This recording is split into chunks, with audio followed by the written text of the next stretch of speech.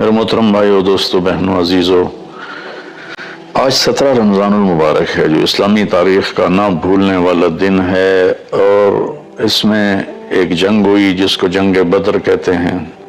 قیامت تک جتنی جنگیں لڑی جائیں گی اس کی اہمیت سب سے زیادہ ہے۔ قیامت تک جتنے مجاہدین جنگیں لڑیں گے، جنگ بدر میں شریک ہونے والے مجاہدین کا اجر سب سے زیادہ ہے اور رتبہ اور مقام سب سے بلند ہے۔ اللہ تعالیٰ نے بدر والوں کے بارے میں کہا افعلوا ما شئتم فإنی قد غفرت لکم۔ اللہ کے نبی نے فرمایا کہ اللہ فرماتے ہیں اے بدر والو، جو مرضی کرو، میں نے تمہیں معاف کر دیا ہے۔ تو پھر اللہ کے نبی نے اپنی زبان سے جو ایک گواہی دی، ان تہلک هذه العصابۃ فلن تعبد، یہ بول کبھی کسی جماعت کے بارے میں نہیں بولا گیا۔ اے اللہ، اگر آج یہ جماعت ہلاک ہو گئی تو پھر قیامت تک تیرا نام لینے والا کوئی نہیں رہے گا۔ یہ 313 پر پورے اسلام کی بنیاد کو کھڑا کیا اور ان 313 کی فتح کو اسلام کی زندگی قرار دیا اور ان کی شکست کو اسلام کی موت قرار دیا۔ اور آپ اتنی بے قراری سے مانگ رہے تھے، آپ کی چادر آپ کے مونڈوں سے گر رہی تھی، ابوبکر صدیق آپ کے کندھوں پر چادر کو دوبارہ سیٹ کرتے وہ پھر گر جاتی۔ آخر اتنا تڑپے کہ ابوبکر صدیق نے آپ کو دونوں بازو میں ایسے لے لیا، یا رسول اللہ بس کریں، مجھے یقین ہے آپ کی دعا قبول ہو گئی ہے، اب آپ اتنا مت روئیں۔ جنگ بدر کفر اور اسلام کی پہلی جنگ تھی۔ قریش مکہ اور جناب رسول اللہ صلی اللہ علیہ وسلم کے صحابہ کے درمیان یہ پہلی جنگ تھی، اور اس میں جو عدد کا تناسب ہے وہ بڑا ہی عجیب ہے۔ پورے مدنی لشکر میں 313 جنگجو تھے، جن میں 2 کے پاس گھوڑے تھے، ایک زبیر بن عوام رضی اللہ عنہ اور ایک مقداد بن اسود رضی اللہ تعالیٰ عنہ، اور 70 اونٹ تھے، اور اس طرف 100 گھوڑ سوار تھے اور 700 تلواریں تھیں اور ہزاروں کی تعداد میں اونٹ تھے۔ اور ایک شروع میں 1300 کا لشکر تھا، پھر اخنس بن شریق نے راستے میں کہا کہ جب ابو سفیان کا قافلہ گزر گیا ہے تو اب واپس چلیں، تو ابو جہل نہیں مانا تو وہ ناراض ہو کر اپنے 300 آدمیوں کو، یہ بنو زہرہ میں سے تھا، لے کر واپس چلا گیا۔ تو اس طرح پھر ان کی تعداد 1000 رہ گئی۔ قصہ یوں ہوا کہ مکے والوں نے مدینے پر حملہ کرنے کی تیاری کا منصوبہ بنایا۔ کوئی گھر ایسا نہیں بچا جس نے اپنا سامان نہ دیا ہو ابو سفیان کو کہ وہ جا کر بیچیں شام میں اور وہاں سے ہتھیار لے کر آئیں۔ تو ٹوٹل جو سونا جمع ہوا وہ 262 کلو تھا، 62.5 کلو، 50,000 دینار۔ تو ایک دینار 30,000 کا ہوتا ہے، تو 50 ضرب 30,000 ہو تو یہ کوئی 15 ارب روپیہ بنتا ہے۔ اس بڑی مالیت کا، اور 40 آدمی اس کی حفاظت کے لیے تھے۔ جب مدینے والوں کو پتہ چلا کہ ابو سفیان ساز و سامان لے کے جا رہا ہے اور ہمارے خلاف یہ استعمال ہوگا، تو آپ نے منصوبہ بنایا کہ ان کو پکڑا جائے۔ چونکہ صرف 40 آدمیوں کی خبر تھی تو آپ نے کوئی اس کے لیے جنگی تیاری نہیں کی۔ جو مسجد میں بیٹھے تھے نصیبوں والے، انہوں نے کہا کہ جاؤ۔ جس کا گھوڑا چند میل کے فاصلے پر تھا اس کو بھی جانے کی اجازت نہیں تھی۔ اس لیے سامان کی قلت وہ بہت ہی زیادہ نظر آ رہی ہے، اور اس میں اللہ کی حکمت تھی۔ اللہ یہ بتانا چاہتے تھے کہ اللہ اپنے نبی کے ساتھ ہے اور اسے جیتنے کے لیے تمہارے جیسے ہتھیاروں کی ضرورت نہیں ہے، اللہ کی مدد کافی ہے۔ باقی ہتھیار لینا، اسباب اختیار کرنا تو میرے نبی کی سنت ہے، اور یہ سنت فطرت ہے، سنت اسلام ہے۔ تو آپ اس قافلے کے لیے نکلے۔ ابو سفیان کو یہ خطرہ تھا کہ ضرور میرے پیچھے مدینے والے آئیں گے، تو وہ پھونک پھونک کے قدم رکھ رہا تھا۔ ایک جگہ آپ نے حضرت زبیر اور مقداد رضی اللہ عنہما کو بھیجا کہ جاؤ، جا کے پتہ کر کے آؤ۔ تو وہ ایک جگہ انہوں نے، اس ابو سفیان کے راستے میں کنواں آتا تھا، وہاں اپنے اونٹوں کو بٹھایا اور وہاں سے انہوں نے پانی پیا، اونٹوں کو پلایا اور حالات کا جائزہ لے کر واپس آئے۔ ابو سفیان کو خبر تھی کہ کچھ نہ کچھ ہمارے پیچھے مدینے والے لگے ہوئے ہیں، تو وہ دائیں بائیں سارے وہ ریکی کرتا ہوا آ رہا تھا۔ تو وہ اس کنویں پر بھی پہنچا، تو اس نے پوچھا لوگوں سے یہاں کوئی آیا تھا؟ تو انہوں نے کہا یہاں 2 آدمی آئے تھے پانی پی کے چلے گئے۔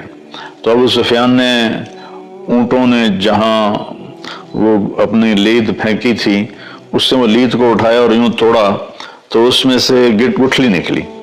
تو کہنے لگا اللہ کی قسم یہ مدینے کی کھجور کی گٹھلی ہے، اور وہاں سے فوراً اس نے قافلے کا رخ سمندر کی طرف پھیر دیا، اور سمندر کے ساتھ ساتھ وہ پرخطر جگہ کو کراس کر گیا۔ تو اس دوران اس نے جب خطرہ محسوس کیا تو زمزم بن عامر غفاری کو بھیجا کہ جاؤ مکے میں اعلان کرو کہ میرے اوپر حملہ ہونے والا ہے۔ وہ جب مکے میں پہنچ کر اس نے اعلان کیا تو پورے مکے میں ہلچل مچ گئی، ہر کوئی آگ سے بھر گیا اور تیاریاں شروع ہو گئیں۔ تو سب ہتھیاروں کیل کانٹوں سے لیس ہو کر نکل پڑے۔ تو ابو سفیان نے پھر پیغام بھیجا کہ میں نکل گیا ہوں دشمن کی زد سے، لہٰذا اب جنگ کی ضرورت نہیں ہے، تم واپس آ جاؤ۔ تو عتبہ بن ربیعہ اور اخنس بن شریق نے یہ بات کہی کہ حکیم بن حزام بھی کہ ہمیں اب واپس جانا چاہیے۔ تو ابو جہل نے کہا کہ نہیں، ہم بدر جائیں گے، وہاں شراب پیئیں گے، ہماری باندیاں گانے گائیں گی، اور ہم وہاں اونٹ ذبح کر کے کھائیں گے اور پورے عرب کو بتائیں گے کہ ہم بڑے طاقتور ہیں، ہماری دھاک ہے سب پر، ہم واپس نہیں جائیں گے۔ ادھر اللہ کے نبی کو پتہ چلا کہ ابو سفیان کا قافلہ تو نکل گیا، اب تو ابو جہل کا لشکر آ رہا ہے۔ تو آپ نے اپنے ساتھیوں کو اکٹھا کیا کہ بولو بھائی اب کیا کرنا ہے، واپس جاتے ہیں تو اسلام پر کاری ضرب پڑتی ہے کہ کمزوری واضح ہوتی ہے، اور ایک خبر پھیل جائے گی کہ مسلمان بہت کمزور ہیں اور یہ صحیح نہیں ہے، اور اگر جمتے اور لڑتے ہیں تو گردنیں اڑتی نظر آتی ہیں، کہاں 100 تلواریں، کہاں 8 تلواریں، ٹوٹل 8 تلواریں تھیں، اور کہاں 100 گھوڑے، کہاں 2 گھوڑے، کہاں 70 اونٹ، کہاں سینکڑوں اونٹ، کہاں 313، کہاں 1000، کوئی چیز بھی برابر کے نہیں تھی۔ وَإِنَّ فَرِيقًا مِّنَ الْمُؤْمِنِينَ لَكَارِهُونَ، ایک طبقہ صحابہ کا پریشان ہو رہا تھا کہ اب کیا بنے گا۔ یہ فطری خوف ہے، نہ کہ بزدلی کا خوف، فطری خوف ہے جس پر ہی تو اجر ہے۔ تو آپ نے سب کو اکٹھا کیا کہ بولو بھئی اب کیا کرنا ہے۔ تو ابوبکر صدیق نے کہا یا رسول اللہ جو آپ کہیں گے ہم نے وہ کرنا ہے۔ آپ نے کہا بولو بھئی کیا کرنا ہے۔ تو مقداد بن اسود کھڑے ہوئے، یا رسول اللہ اذا لا نقول كما قالت بنو اسرائیل اذهب انت وربك فقاتلا نحن ها هنا قاعدون، کہ جب موسیٰ علیہ السلام نے کہا نا اپنی قوم سے کہ چلو چل کے شامیوں سے جہاد کرو اور اپنا ملک آزاد کراؤ، تو کہنے لگے تو جا اور تیرا رب، جب فتح ہو جائے تو پھر ہمیں بلا لینا، ہم تو یہ بیٹھے ہیں۔ تو کہنے لگے یا رسول اللہ ہم یہ نہیں کہیں، ہم کہیں گے اذهب انت وربك فقاتلا نحن معك مقاتلون، آپ جائیں، آپ کا رب جائے، ہم آپ کے ساتھ لڑیں گے، کبھی آگے کبھی پیچھے، کبھی دائیں کبھی بائیں، اللہ کی قسم آپ تک کوئی پہنچ نہیں سکتا جب تک ہماری لاشوں کے اوپر سے گزر کے نہ جائے۔ تو آپ نے پھر فرمایا بولو بھائی کیا کہتے ہو، کیا کرنا ہے۔ تو پھر سعد بن معاذ مدینے والوں میں سے کھڑے ہوئے، مقداد بھی مہاجرین میں سے تھے، ابوبکر بھی مہاجرین میں سے تھے۔ کہنے لگے لگتا ہے یا رسول اللہ ایانا یرید، آپ میرے خیال میں یہ چاہ رہے ہیں کہ ہماری مدینے والوں کی کیا رائے ہے۔ ہم تو کہہ رہے تھے کہ ہمارے مہاجر بھائی جو کہہ رہے ہیں وہی ہماری رائے ہے، لیکن آپ کے تیسری دفعہ پوچھنے سے لگتا ہے کہ آپ چاہتے ہیں کہ ہم اپنی رائے کا اظہار کریں۔ تو آپ نے اس بار یعنی آپ نے اس پر سر ہلایا کہ ہاں۔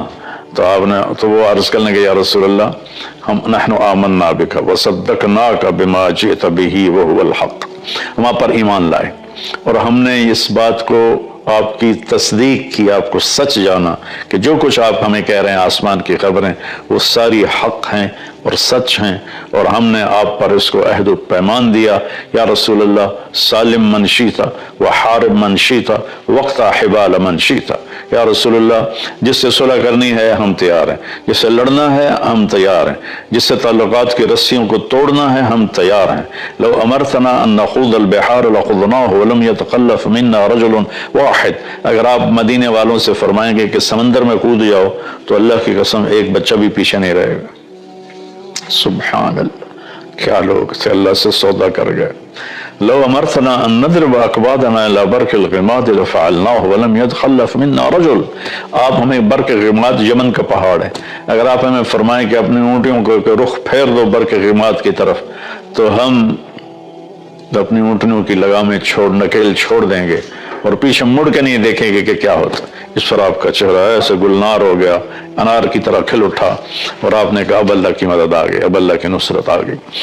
جب مدینے سے چلنے لگے تو اس وقت حضرت عثمان رضی اللہ تعالیٰ عنہ کی اہلیہ، آپ کی بیٹی حضرت رقیہ رضی اللہ تعالیٰ عنہ بیمار تھی، ان کو چیچک نکلی ہوئی تھی. تو آپ نے ذوالحلیفہ سے حضرت عثمان اور حضرت اسامہ دونوں کو واپس بھیجا کہ جاؤ اپنی بیوی کی تیمارداری کرو، اور ان کا نام بدری صحابہ میں لکھوایا، مال غنیمت میں سے ان کو حصہ دیا. اپنے اہل و عیال کی رعایت کرنا، خیال کرنا دین کا اتنا بڑا حصہ ہے کہ بدر جیسے مارکے میں سے ان کو واپس بھیج دیا کہ ان کو کافی تکلیف تھی، اور پھر بدر میں ان کا نام لکھوایا. بھائی وہ تو نہیں تھے تو اب نہیں تھے، نہیں، چونکہ وہ تو تیار ہو کے آ گئے تھے، آپ نے واپس بھیجا. اس سے ہمیں ایک پوائنٹ ملتا ہے کہ اپنے بھی بچے، اپنے گھر بار کو کی رعایت کرنا، ان کو دیکھنا، ان کی بیماری میں ان کی تیمارداری کرنا، ماں باپ بوڑھے ہیں تو ان کے پاؤں دھو کے پینا، یہ بہت بڑا دین ہے، بہت بڑا دین ہے. تو آپ نے دونوں کو واپس بھیجا. بدر کی فتح سے پہلے حضرت رقیہ کا انتقال ہو گیا، وہ دفن کر دی گئی. آپ نے ان کی قبر پہ آ کر ان کے لیے دعائے مغفرت فرمائی. آپ نے اپنی بیٹی کو واپسی پہ دیکھا نہیں ہے. تو جب آپ نے سب کی رائے سن لی تو پھر آپ نے اپنے لشکر کو آگے کی طرف کوچ کا حکم دیا. تو قریش بدر کے ایک کنارے پر تھے اور صحابہ دوسرے پر تھے. اس طرف قریش مدنی لشکر تھا اور اس طرف قریشیوں کا لشکر تھا، بیچ میں فاصلہ تھا، ایک دوسرے کو نظر نہیں آ رہے تھے. تو اس کو آپ نے تقسیم کیا لشکر کو. آپ نے مہاجرین کا جھنڈا جناب حضرت علی علیہ السلام کو عطا فرمایا، اور انصار کا جھنڈا وہ آپ نے سعد بن معاذ رضی اللہ عنہ علیہ السلام کو عطا فرمایا. اور آپ نے پورے لشکر کا جھنڈا سفید رنگ کا وہ حضرت مصعب بن عمیر رضی اللہ تعالیٰ عنہ کو عطا فرمایا اور ان کو درمیان میں کھڑا فرمایا. پھر آپ نے رائٹ سائڈ کے لشکر کی کمان حضرت زبیر کے سپرد کی، لیفٹ سائڈ کے لشکر کی کمان آپ نے حضرت مقداد بن اسود کے سپرد کی، اور پیدل جو تھے اور اونٹنیوں پہ سواروں سے ہٹ کر جو پیدل تھے ان کے لشکر کی کمان آپ نے قیس بن ابی صعصع کو دی. جب آپ نے سفر شروع کیا تو ایک بات اور یاد آئی. آپ نے اس قدر انصاف سے کام لیا کہ اونٹ تھوڑے تھے، صحابہ زیادہ تھے، تو 3-3 4-4 وہ ایک اونٹ پہ ان کا آتا تھا حصہ، تو وہ باری باری سوار ہوتے تھے، باقی پیدل چلتے تھے. تو آپ کے ساتھیوں میں حضرت علی اور مرشد بن ابی مرشد الغنمی رضی اللہ عنہما، یہ دو اور آپ، یہ 3 آپ کے ساتھ اونٹنی میں شریک ہوئے. تو ان دونوں نے عرض کی یا رسول اللہ آپ سوار ہو جائیں، ہم پیدل آپ کے ساتھ چلیں گے، اپنا حصہ آپ کو دیتے ہیں. تو فرمایا کہ مجھ سے زیادہ تم طاقتور نہیں ہو اور اجر کا میں تمہاری طرح ہی محتاج ہوں، میں اپنی باری پہ پیدل چلوں گا. چنانچہ اس طرح آپ سفر کر کے بدر کے قریب پہنچے، اور رات کو پھر آپ نے یہ دعا مانگی. یہ صحابہ، بدری صحابہ کے بارے میں مہر ہے کہ اگر یہ نہ ہوتے تو اللہ کا نام دنیا سے مٹ جاتا. ان تہلک هذه العصابة فلن تعبد، یہ مٹ گئے تو تیرا نام لینے والا کوئی نہ بچے گا. تو جمعہ کا دن تھا، 17 رمضان تھی، آج بھی جمعہ کا دن ہے، 17 رمضان ہے. کبھی کبھی یہ اتفاق ہو جاتا ہے شمس و کم سورج چاند کی گردش سے کہ جمعہ اور 17 رمضان کٹھے ہو جاتے ہیں، کبھی مختلف ہوتے ہیں. تو آپ نے ارشاد فرمایا کہ تیر نہ چلانا جب تک وہ تمہارے تیروں کی زد میں نہ آ جائیں، اور حملہ نہ کرنا جب تک وہ تمہارے پر حملہ آور نہ ہو جائیں. تو اس کے بعد 3 آدمی نکلے مکہ کے لشکر سے، عتبہ بن ربیعہ، شیبہ بن ربیعہ، دونوں بھائی ربیعہ کے بیٹے، ولید بن عتبہ، یہ عتبہ کا بیٹا. تو ایک ہی گھر کے 3 افراد، 2 بھائی اور ایک بیٹا اور بھتیجا. تو ان کے لیے آپ نے بھیجا معوذ بن افرا کو اور عوف بن افرا کو اور عبداللہ بن رواحہ، یہ مدینے کے لوگ تھے. تو جب وہ سامنے آئے تو عتبہ نے کہا کون لوگ ہو؟ کہا ہم مدینہ کے لوگ ہیں. کہا شریف لوگ ہو، ہماری تم سے لڑائی نہیں ہے، واپس چلے جاؤ. ان کو واپس بھیج کر کہا محمد صلی اللہ علیہ وسلم ہماری قوم ہماری طرف بھیج، ہماری برادری سے لڑائی ہے، ان کو بھیج ہماری طرف. تو اس پر آپ نے فرمایا عبید اٹھو، عبید بن حارث آپ کے تایا کے بیٹے، یہ سب سے زیادہ عمر کے تھے۔ اے حمزہ بن عبد المطلب، آپ کے چچا، آپ کے دادا کے بیٹے، اٹھو۔ اے علی بن ابی طالب اٹھو۔ یہ تینوں دو جوان تھے اور ایک بڑی عمر کے تھے، تو لوہے کی آگے وہ سکرین تھی۔ تو عتبہ نے پوچھا کون لوگ ہو؟ کہا کہ ہم قریشی ہیں۔ تم کون ہو؟ کہا میں شیبہ، میں عبید بن حارث۔ تم کون ہو؟ کہا میں حمزہ بن عبد المطلب۔ کہا تم کون ہو؟ کہا میں علی بن ابی طالب۔ کہا اکفاءنا، اب ہمارے جوڑ کے آئے ہو۔ تو تینوں شیبہ اور عتبہ آپس میں ٹکرائے، عبید اور عتبہ آپس میں ٹکرائے، اور شیبہ اور حمزہ آپس میں ٹکرائے، اور ولید اور علی آپس میں ٹکرائے۔ تو علی و حمزہ علیہ السلام نے تو 2 منٹوں میں اپنے دشمن کا صفایا کر دیا، ولید کا اور شیبہ کا۔ عتبہ نے تلوار کا وار کیا جس سے حضرت عبیدہ کی ٹانگ کٹ گئی اور وہ گر پڑے۔ تو پھر دونوں شیروں نے جھپٹ کر عتبہ کا سر بھی اڑا دیا، تو آپ کو اٹھا کے لائے، آپ نے قدموں میں سر رکھ دیا کہ یا رسول اللہ الست شہید، کیا میں شہید نہیں ہوں؟ آپ کا بلا وانا علیک شاہد، میں تم پر گواہ ہوں کہ تو شہید۔ کہنے لگے اگر آج آپ کے چچا ابو طالب زندہ ہوتے تو وہ جان جاتے کہ ان کے اس شعر کا میں زیادہ حقدار ہوں۔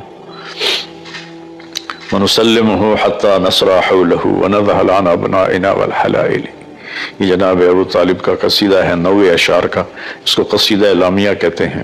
كَذَبْتُمْ وَبَيْتِ اللَّهِ نَبْزَ مُحَمَّدًا وَلَمَّا نُطَاعِنُ حَوْلَهُ وَنُنَعْضَلِ وَنُسْلِمُهُ حَتَّى نَصْرَ حَوْلَهُ وَنَذْهَلْ عَنْ أَبْنَائِنَا وَالْحَلَائِلِ وَأَبْيَضَ يُسْتَسْقَى الْغَمَامُ بِوَجْهِهِ ثِمَالُ الْيَتَامَى عِصْمَةٌ لِلْأَرَامِلِ۔ کیا خوبصورت عربی کا شاہکار ہے وہ قصیدہ۔ تو اس میں ایک شعر تھا کہ تم کہتے ہو کہ ہم تیرے بھتیجے کو قتل کر دیں گے، تو میں کہتا ہوں کہ آؤ، پھر تمہیں ہماری لاشوں سے گزر کر ہی اس تک پہنچنا پڑے گا، اور ہمارے لاشوں کے ٹکڑے بکھرے ہوئے ہوں گے، پھر تم میرے بھتیجے تک پہنچ سکو تو پہنچ سکو، اس سے پہلے نہیں پہنچ سکتے۔ تو جو کہ عبید کے ٹکڑے ہو گئے تھے تو انہوں نے اس پر کہا کہ آج اگر ابو طالب زندہ ہوتے تو وہ جان جاتے کہ میں ان کے شعر کا ان سے زیادہ حقدار ہوں۔ وَنُسْلِمُهُ حَتَّى وَنُسَلِّمُهُ حَتَّى نَصْرَ حَوْلَهُ وَنَذْهَلَ عَنْ أَبْنَائِنَا وَالْحَلَائِلِ۔ آپ نے فرمایا سچ ہے۔ پھر واپسی پر 3-4 دن کے بعد ان کا انتقال ہوا۔ میں ان کی قبر مبارک پر گیا ہوں، ایک بدو مجھے مل گیا، اللہ اس کا بھلا کرے، وہ اس علاقے کو جانتا تھا، وہاں تو ورنہ تو قبروں کے نشانی کوئی نہیں، کوئی نام کوئی نہیں، تو وہ مجھے لے گیا حضرت عبید کی قبر پر۔ ایک دفعہ آپ کا وہاں سے گزر ہوا تو خوشبو آئی زبردست۔ صحابہ نے کہا یا رسول اللہ یہ خوشبو کیسے؟ آپ نے کہا تمہیں پتہ نہیں، یہاں عبید کی قبر ہے، عبید بن حارث کی قبر ہے، کہ خوشبو اس کی قبر سے آ رہی ہے۔ تو اس کے بعد پھر قریش نے عام حملہ کر دیا۔ تو اللہ تعالیٰ کی غیبی مدد تھی، ایک ہوا کا جھونکا آیا، تو حضرت علی نے پوچھا یا رسول اللہ یہ کیا ہے؟ کہ جبریل آ گیا ہے 500 فرشتوں کے ساتھ۔ پھر دوبارہ ہوا کا جھونکا آیا، پھر حضرت علی نے پوچھا یا رسول اللہ یہ کیا ہے؟ تو آپ نے فرمایا میکائیل آ گیا ہے 500 فرشتوں کے ساتھ۔ تو اللہ نے 1000 فرشتے اتارے اس جنگ میں لڑنے کے لیے، اور یہ پہلی اور آخری جنگ ہے جس میں فرشتوں نے باقاعدہ قتال کیا اور لڑائی کی، اس سے پہلے بھی نہیں کی، اس کے بعد بھی۔ احد میں شاید کچھ ملائکہ کی روایت آتی ہے، اس کے علاوہ کوئی نہیں ہے۔ تو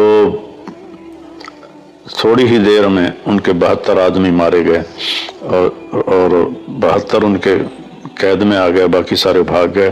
کئی صحابہ کہتے ہیں ہم تلوار اٹھاتے مارنے کے لیے، آگے اس کی گردن پہلے ہی اڑ جاتی، ہم نیزہ اٹھاتے سینے میں پار کرنے کے لیے، اس سے پہلے اس کے منہ پہ کوئی کوڑا پڑنے کی آواز آتی اور اس کا چہرہ مسخ ہو جاتا، رنگ سبز ہو جاتا تھا۔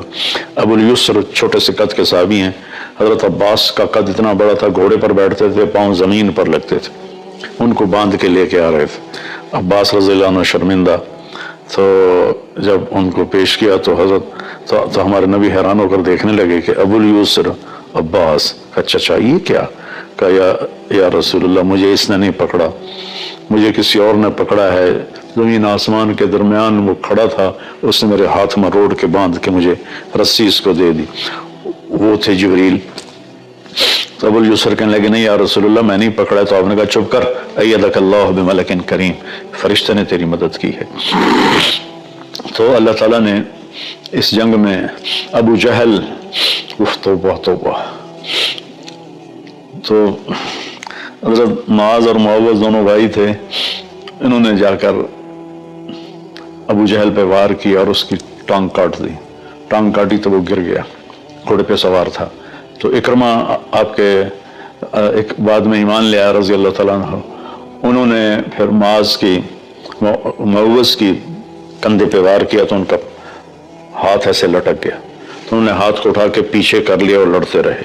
پھر کہنے لگے وہ ہاتھ مجھے تنگ کر رہا تھا تو میں نے پاؤں کے نیچے دے کے دبا کے کھینچ کے پھینک دیا اور پھر لڑنا شروع کر دیا. میں پڑھتا ہوں تو میرے رونگٹے کھڑے ہو جاتے ہیں، میں تو سوئی چپ جائے تو ہماری حال و داڑے ہوتی ہے. اور وہ پورا پاؤں ہاتھ کھینچ کے پھینک دیا. حضرت عثمان کے زمانے میں ان کا انتقال ہوا. تو وہ گرا تو اس کو انہوں نے زخمی حالت میں چھوڑ دیا. جب جنگ ختم ہوئی تو آپ نے فرمایا کوئی ابو جہل کا پتہ کرے. تو عبداللہ بن مسعود ڈھونڈنے نکلے تو وہ سانسوں میں تھا، ابھی زندہ تھا. تو اس کے سینے پر چڑھے اس کو سر اتارنے کے لیے. تو کہنے کون ہو؟ کہا میں عبداللہ بن مسعود. کہا یا روای الغنم، اے بکریوں کے چرانے والے، لقد صعدت المرتقى، تو بہت بڑے اونچے پہاڑ پہ چڑھ گیا ہے. کاش میری موت یہ بکری چرانے والے کے ہاتھ میں نہ ہوتی. پھر کہنے لگا ذرا نیچے سے کاٹنا، لوگوں کو پتہ چلے بڑے سردار کی گردن ہے. پھر کہنے لگا اخبر صاحب کا، ہوئے اپنے ساتھی کو بتا دے، انک اليوم ابغض الی من الامس، کہ کل میں تجھ سے جتنی نفرت کرتا تھا آج اس سے زیادہ کر رہا ہوں. تو نے اس کی گردن کاٹی اور آ کر آپ کے سامنے پھینکی. تو آپ نے سجدہ شکر کیا اور اللہ نے صحابہ کو عزت دی، کامیابی دی. اور اس کو اللہ تعالیٰ نے قرآن میں یوں بیان کیا ہے کہ اذ تستغیثون ربکم فاستجاب لکم انی ممدکم بألف من الملائکۃ مردفین ما جعلہ اللہ الا بشرا ولتطمئن بہ قلوبکم والنصر الا من عند اللہ ان اللہ عزیز حکیم. جب تم اللہ کو پکار رہے تھے تو اللہ نے 1000 فرشتے بھیجے. فرشتے تمہاری مدد کے لیے تھے لیکن اصل مدد اللہ کی تھی، یہ تمہاری تسلی کے لیے تھے. اذ یغشیکم النعاس امنۃ منہ، جب تم ڈر رہے تھے کل کیا ہوگا تو میں نے تمہیں سلا دیا، اونگ آ گئی. وَيُنَزِّلُ مِنَ السَّمَاءِ مَاءً، پھر آسمان سے بارش اتاری. لِيُذْهِبَ عَنْكُمْ رِجْزَ الشَّيْطَانِ، تاکہ شیطانی خیال تمہارے دور کروں. وَيَرْبِطَ بِهِ قُلُوبَكُمْ، تمہارے دلوں کو مضبوط کروں. وَيُثَبِّتَ بِهِ الْأَقْدَامَ، تمہارے قدموں کو جما دوں. اِذْ يُوحِي رَبُّكَ لِلْمَلَائِكَةِ أَنِّي مَعَكُمْ، جب اللہ نے فرشتوں سے کہا میں تمہارے ساتھ ہوں، جاؤ خبر دو صحابہ کو. فَضْرِبُوا فَوْقَ الْأَعْنَاقِ وَاضْرِبُوا مِنْهُمْ كُلَّ بَنَانٍ ذَلِكَ بِأَنَّهُمْ شَاقُوا اللَّهَ وَرَسُولَهُ وَمَن يُشَاقِقِ اللَّهَ وَرَسُولَهُ فَإِنَّ اللَّهَ شَدِيدُ الْعِقَابِ. یہ آیت عجیب ہے. آج تک فرشتوں نے کبھی میدان جنگ میں تلوار نہیں اٹھائی، ان کو پتہ نہیں کرنا کیا ہے. تو اللہ ان کو کہہ رہا ہے کہ تم نے کیا کرنا ہے، گردن پہ تلوار مارنی ہے، سر اڑاؤ یا پھر انگلیاں اڑا دینی ہے تاکہ وہ لڑنے کے قابل نہ رہے. یہ فرشتوں کو بتایا جا رہا ہے، اللہ ان کو بتا رہا ہے کہ ایسے کرنا ہے. ایک دفعہ جبریل نے پوچھا یا رسول اللہ آپ کے صحابوں میں سب سے افضل کون ہے؟ آپ نے فرمایا بدر والے. کہنے لگے فرشتوں میں بھی سب سے افضل وہ 1000 صحابہ فرشتے ہیں جنہوں نے بدر کے میدان میں اتر کر جنگ کی تھی. تو یہ جنگ بدر اسلام کا ایک بہت بڑا معرکہ ہے اور اللہ تعالیٰ نے حق اور باطل کو واضح کر دیا. اللہ ہمیں بھی حق پہ چلنے کی توفیق نصیب فرمائے.